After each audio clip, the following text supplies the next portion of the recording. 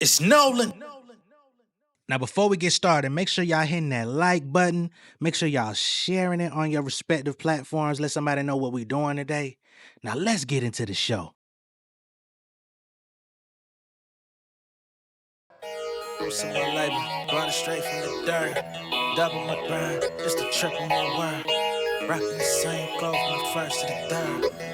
Say what you want. Motivated by grace, but I don't like them. It's for the industry and all them haters that comprise it. I own my image and likeness. I'm fighting like Leonidas. To be righteous is key. I had to make my circle tighter, cause they life is the street. I'm from the jungle where you kill what you eat. I love the feast. Taught myself how to cook, it was Franks and butter beans. Hot summers, no treats. Niggas born with no retreat. If they gotta get you, they willing to shoot you right through the priest. That's where I'm raised at. Took day back. Y'all niggas listening to slave rap. Just got my chain back, crafted by Arabs. Wait, I got a blade strapped under the wave cap. My city full of niggas bleeding like a fucking ace. So when I say I overcame the odds, I don't pray to God. Watch niggas that was shaving hard, had to take a charge till I came to change the cards. Hey, I ain't got no words for y'all. I don't do the rap beats. I'm trying to get my girl to drop. But I know it's gonna get better than this, for sure. I don't have everything that I want, but if there's one thing that I know, it's gonna get better than this, for sure. Hey. What's going on, beautiful people? It's the kid J Nolan here. Welcome back to another episode of Inside the Industry, your number one source for music, entertainment, commentary, and breakdowns. Hope everybody's doing well out there. In this video, we're going to be getting into Dame Dash once more. Y'all know anytime Dame Dash is allowing himself to be captured on camera, especially for an interview these days, at some point the conversation of Jay-Z is going to come up. And in his latest interview with The Art of Dialogue, he has not let us down. I actually wish he would at this point in his life, his career, and state of affairs, but we're not so blessed at this current point. So one of the pieces that just hit the net was Dame speaking on Lupe Fiasco and the prospect of him being signed to Rockefeller back in the days. Now, of course, if anybody has been following Lupe or the Rockefeller family, this story is well known. It's well documented. Like, there's really no mystery here. But it seems that Dame is now trying to rewrite history by saying that that Jay-Z would never have signed Lupe, and he would never help an artist that could potentially be bigger than him.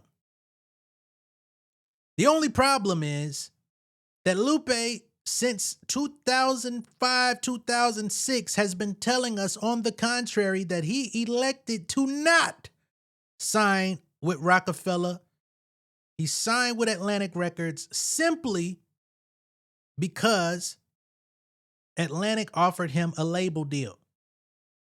So they did not want to sign him as a traditional artist. They were going to give him a joint venture to launch First and 15th, which he did, which subsequently ended up signing Gemini, aka Gemstone, shout out Jim,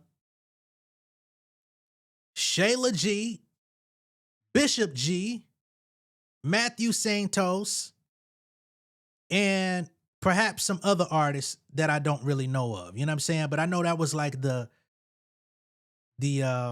I think Dane Jordan might have went over there for a short period too. Shout out Dane, who actually ended up launching his career with Jazzy Jeff.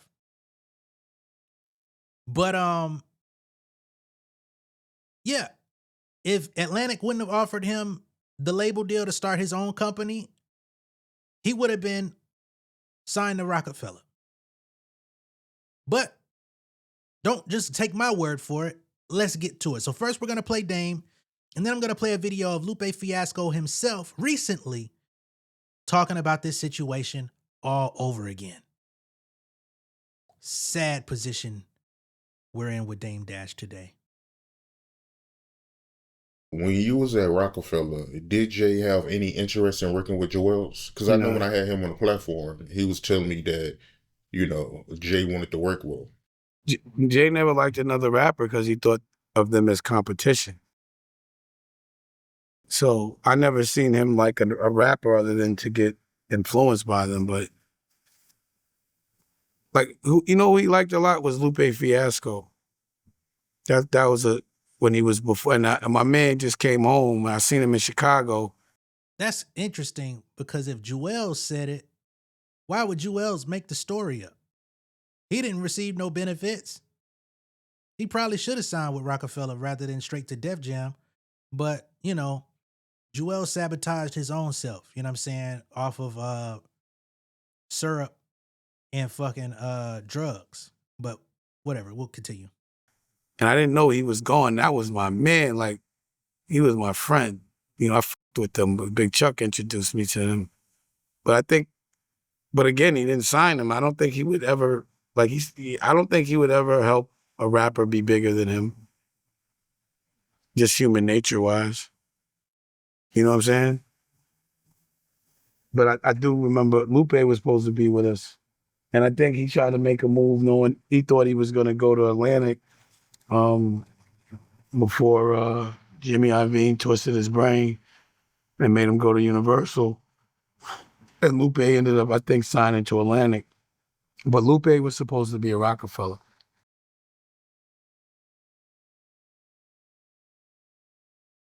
So that's the only rapper I think, but I don't think he saw him as a threat at the time. But he didn't sign him for a reason. Again, it was a while ago. But as it relates to that question, that's all I can remember. You met Michael Jackson, right? Oh, I don't care nothing about that. All right, so as y'all can see, Dame, he's gonna put smut on Jay-Z's name until the end of time. All right. I don't like this one bit. Of course, they're not friends no more. There's no chance of reconciliation. There's no chance of possible burying the hatchet or anything of the like. They've definitely come too far. It's sad because there was once upon a time where things could have gotten better. About 10 years ago, Dame actually went to a Jay-Z concert. He reached out to Jay, said his daughter wanted to go. Jay made it happen. They got the tickets for him, allowed them to come backstage, took photos together. People were fucking elated to see them together. And almost immediately after the situation took place, he proceeded to shit on Jay even more. You know what I'm saying?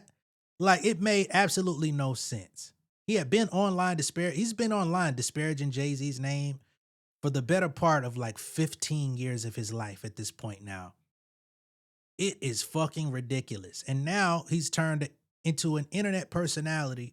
He had his own channel where he used to do these, lost the channel, and is now on Art of Dialogue. It makes absolutely no fucking sense. He wears this CEO hat.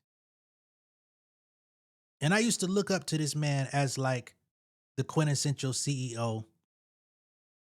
I don't dislike Dame. I just dislike his actions. So he doesn't even want to give Jay-Z the benefit of the doubt that he would have signed Lupe. But here's Lupe actually giving us his side of the story as the person actually involved. LA Reid, and we was with LA. So our shit, like our loyalties were deep. Even to this day, our loyalties are deep. Like, so we was fucking with, and when LA Reid, they came and did LA Reid bogus, right? Like they basically forced him out of the label, right? At Epic. So when he left, we were like in limbo because Arista was finna get folded.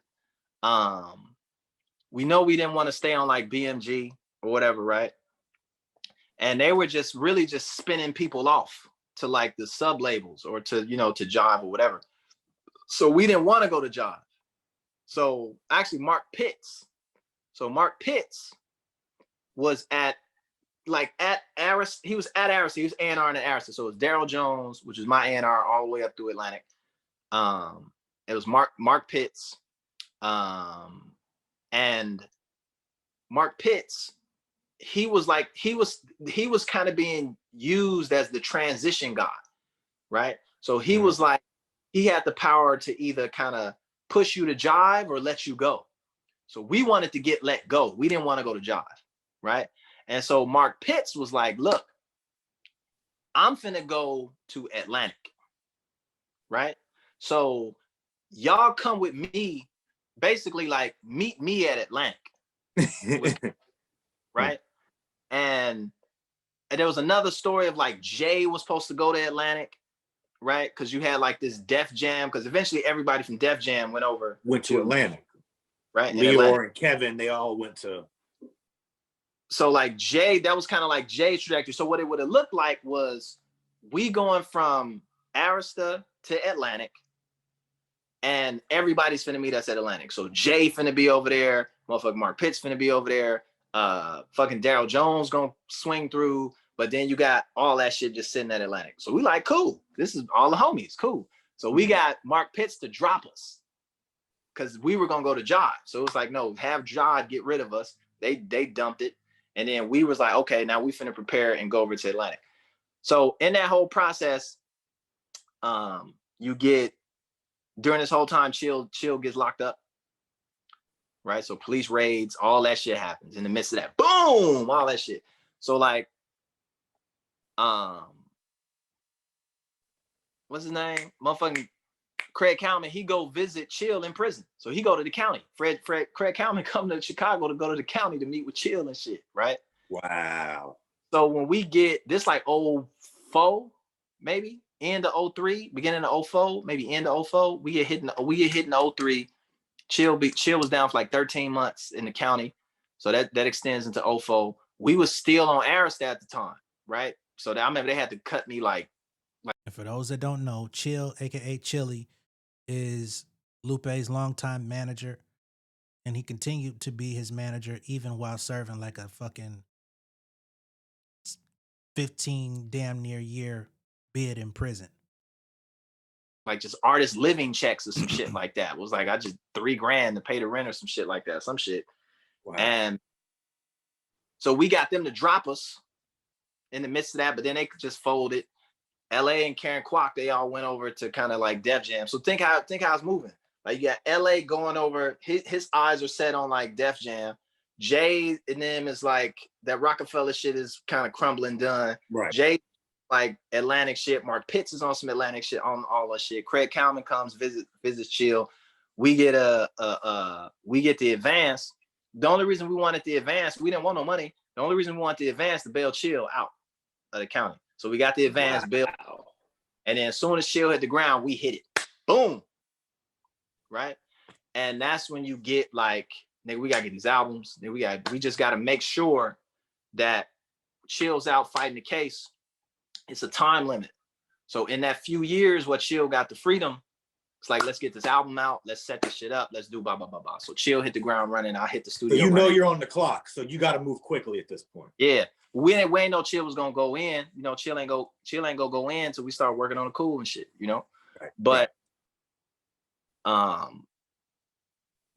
so in that why? So is that why?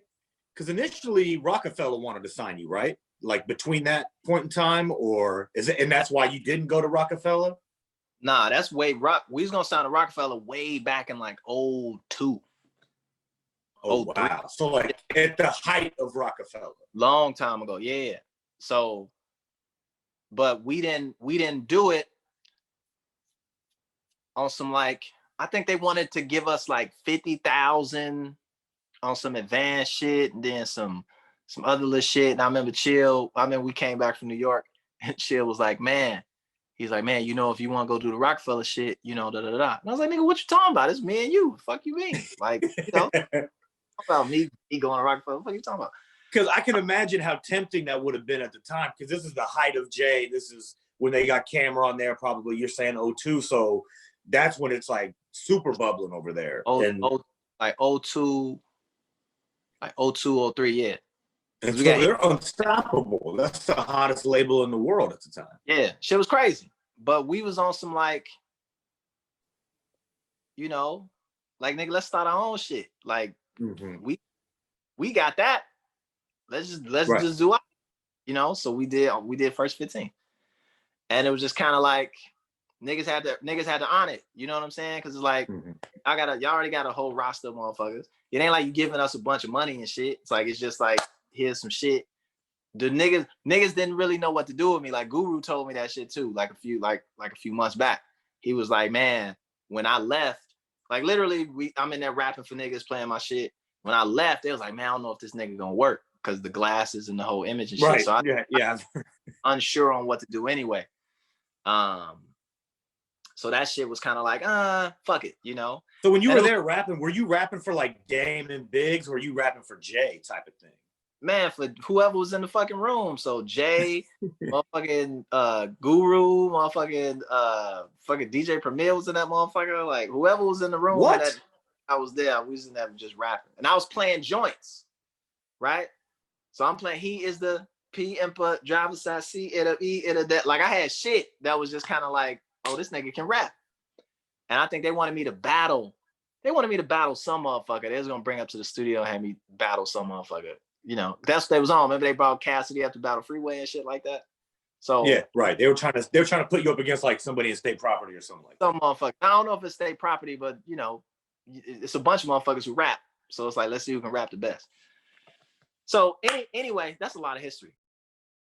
All right. Now that interview with Lupe and Fake Short Drive, that was like, that was maybe like 3 years ago or so. But Lupe has numerous interviews going back to 06, 07, 08, when the first 2 albums came out, speaking at length about this very thing. Him and his partner, Chili, were adamant about starting their own company, First and 15th. So that's what they did, right?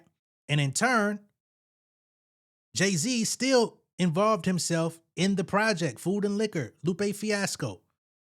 He featured on a song, and he also executive produced the album, right? There's albums that came out on Rockefeller that he didn't executive produce. So to act like Jay-Z was intimidated and didn't want to help Lupe, or didn't want to work with him, or didn't want to sign him, or didn't want to be a part of his career in any kind of way because he could possibly surpass him, is completely false. There's artists on Rockefeller that were signed to this man that didn't get features on their fucking albums. Most of them did though, but some didn't. Not to mention executive produced the album, you know? And if you go back to 06, Food and Liquor was probably one of the most highly anticipated albums in hip hop that year. Might have been one of the most anticipated hip hop albums of the beginning of the 2000s. You know what I'm saying? It was so bad that the album leaked months before it was supposed to come out, which forced Lupe to re-record half of the album.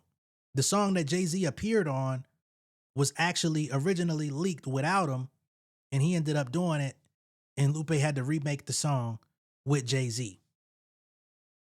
So one thing y'all know I don't like over here is just revisionist history, people rewriting what actually happened and basically gaslighting the people that lived through it and actually paid attention to it, were fans.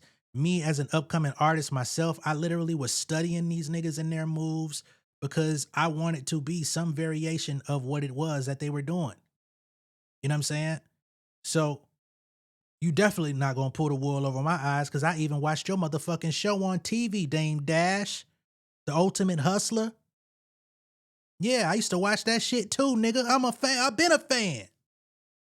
But I ain't fanned out, nigga.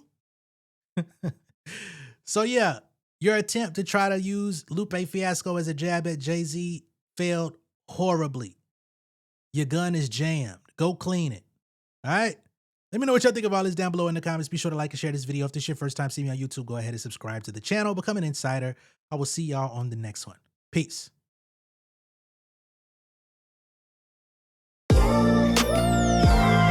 Yeah, family over fame in this bitch, yeah. The glory of living righteous is setting in. My street knowledge and education's a perfect blend. Young mogul, independent, I've been setting trends. The first one from my family to be faithfully wed.